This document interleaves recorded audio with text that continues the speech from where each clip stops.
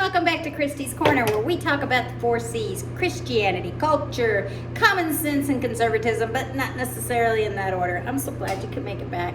Sorry it took me a while to get this second video up. You know, I posted the first video on July 12th, and I was fully intending to get down to Houston and get this second video. I was going to interview, I did actually interview my friend down there, and that went fantastic, but I got to edit some stuff out. Anyway, you know, I went to Houston on July 13th. I was driving down there, and I was about 2 hours out. It was around 5 o'clock, and I thought, okay, cool, Trump will come on, and I'll get to listen to his speech that I've heard so many times before.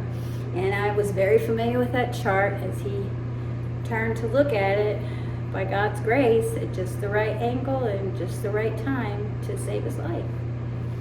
And you know, on the radio, all I heard was the shots ringing out. The reporters went quiet. I didn't know what was happening. I heard the blood-curdling scream, which I wonder if that was not Corey's wife. And let me just say here and now, thank you, Corey, for your bravery. Thank you for being a firefighter. Thank you to all the firefighters and all the police people and all the EMT people. You first responders are amazing, amazing folks. When I got my ham license, I trained, I didn't train, we were going to train to be EMTs and disaster response team, the civilian disaster response team. We ended up moving to the woods and not doing that, but you guys were amazing. So Corey, thank you so much. And may your family find comfort in your memories, in the memory of you.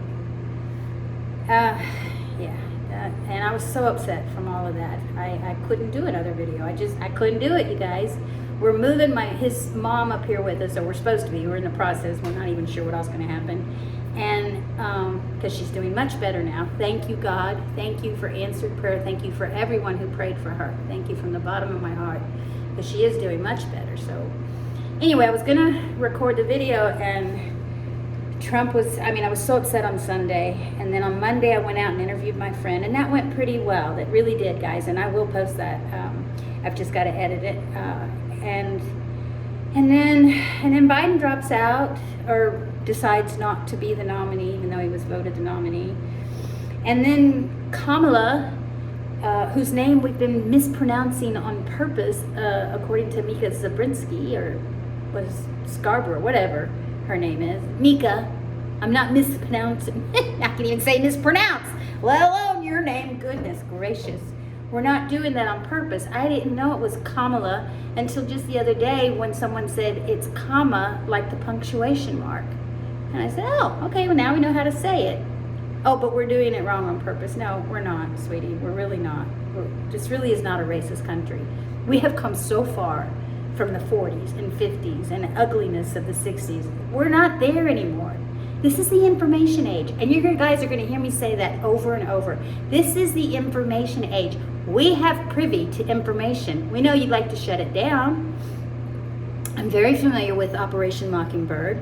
And if you guys don't know what that is, we'll do a video on it one of these days. Let me know in the comments. Do you want a video on Operation Mockingbird? Because I'll research it and present it. There's a lot of information out there on it. Plenty of people that know about Operation Mockingbird.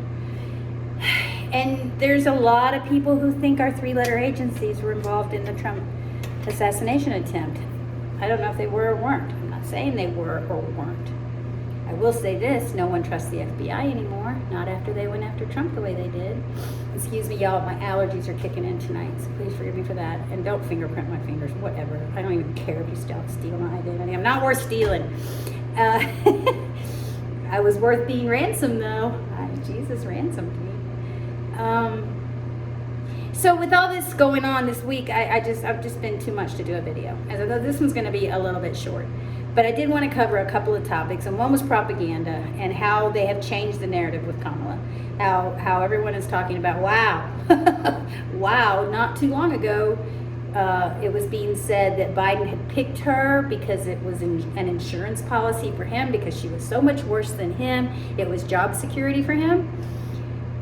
From that to fear about her, the Democrat Party wondering, realizing she couldn't even get to Iowa, folks. She had to drop out before Iowa, if I'm not mistaken. She's unlikable. She started her career by, well, let's not talk about that. Let's keep it positive, because you know what? There's plenty of shows that complain and are negative about all that stuff. I want to educate. I come from educators. My mother taught for 30 years.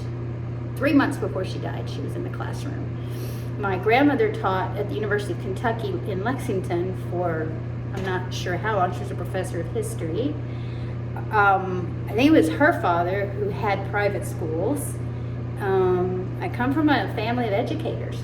I'm DAR, Daughters of the American Revolution. I have my little number, and I'm as active as I can be, but with all this, with Mom moving, we've been going back and forth to Texas, so, and now I've started this, but I'm hoping to incorporate some DAR information in it. And I come from a military family. I'm not a military brat, but my father served in World War II. My grandfather on that side of the teachers, my mom's side, served in World War I and II. And his great-grandfather, 4 greats for me. His great-great-grandfather, 4 greats for me, served in the Civil War on the side of the North. And we're from Kentucky. So we literally had probably neighbors and family friends that were split by that whole thing. So I come from a very patriotic, very long lineage of education and patriotism, serving our country. And that's what I want to try and do with this YouTube channel. So propaganda. Today, Bibi, sorry, see, I said Bibi's name wrong, Bibi. Today, Bibi Netanyahu is in Washington, D.C., and of course there's all the controversy going on around it, but he did make a comment that got me thinking, and that was that the Hamas protesters are nothing more than Iran's useful idiots. And it made me wonder how many people really know what useful idiot means and where it came from. I'm not going to go into any teaching tonight because I just wanted to get this video back up. I needed to get episode 2 going, but that's one of the topics we're going to tackle. We're going to take on communism and Marxism and what useful idiot really means. It's a very interesting thing to talk about, believe me. A lot has been said about the FBI being the investigators of this Trump assassination attempt, and the point being brought up of the FBI is the one who has come after Trump with both barrels. Bad metaphor there. They've been coming after him for 8 years, and for them to investigate this is a joke. It's complete nonsense. The term gaslighting came up on the 5, I think it was the 5? No, it was Andrew Wilkow, who I listened to. And how people don't really know that movie from the 40s. Tammy Bruce was his guest. And I want to plug her book. It's Fear Itself, Exposing the Left's Mind-Killing Virus. Fear Itself, Exposing the Left's Mind-Killing Virus. That fear is itself the mind-killing virus that the left is using against us. I cannot wait to read that book. I am so excited it's in my little cart, my little shopping cart. I gotta go do that as soon as we're done with this video. I'm gonna get it and get it read. I read a book, The Gift of Fear, many, many years ago, and it was a phenomenal book. Fear is certainly our friend. It is a survival instinct. But if we stay in a state of fear, that's not how we were made. We were not made to live in a constant state of fear. It's not healthy, and it's not healthy on so many levels. To think about the left's use of fear and it being a mind-killing agenda. Did I say virus? I meant agenda. The left's mind-killing agenda. My goodness, we'll get into that. Another book I want to plug that we're going to be talking about is Alex Newman's Indoctrinating Our Children to Death. How the government schools war. Let me redo this. Government schools war on faith, family, and freedom. Indoctrinating our children to death. We can get out of this, folks. We can change this entire ship. We can turn this ship of state around. We really can. And we do it with education. We do it by teaching our children. I have 7 nieces and nephews, 9 Is it 9 or 11? I'm either 9 or 11. I'm not sure. I have to recount grandnieces and nephews. And 4 of my nieces and nephews are not woke at all. And they're teaching their children. We can do this. We can do this. Anyway, so Phoebe was talking about useful idiots, and I want to say this straight up. I support Israel, and the reason I support Israel is I do not believe in replacement theology. I believe that's an evil doctrine from Satan. Guess I don't want to get into too many details about that right now, but I will tell you, I'm a Christian. I support Israel. I always will.